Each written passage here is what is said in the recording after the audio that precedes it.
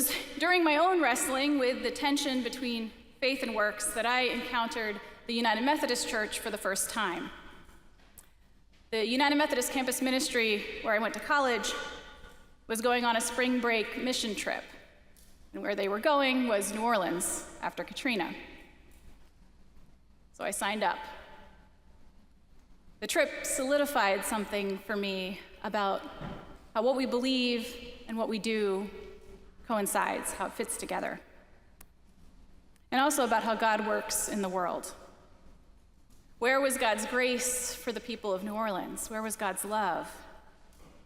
Maybe it was in part through the people God sent, through the relationships that were built in the rebuilding. This understanding fits deeply with the ideas of John Wesley, who is our kind of theological forefather. Wesley emphasized two concepts called personal holiness and social holiness. And holiness might not be a word we use much today. Maybe it comes along with those kinds of feelings about perfectionism. I don't know. We might not like to think of ourselves as holy or as wanting to be. But for Wesley, personal holiness had to do with how we seek the sacred, how we seek a relationship with God in our personal life, how we grow in our relationship with God. How do we tend to our spirituality, to our faith? That's personal holiness. It's really important. But Wesley was adamant that faith is not only about our personal relationship to God or our personal spirituality. There's a communal or a social aspect to it that is equally important.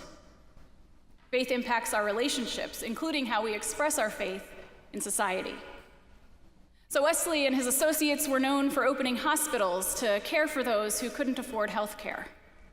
They preached to laborers in fields and sang with them in bars, taking bar songs from the time and putting Christian words to them. Wesley actually wrote to his fellow ministers, encouraging them to be more vile. Vile meaning more common, and more focused on what the church at the time might have looked down on as profane or ragtag or less than. Wesley deeply believed in the social implications of our faith.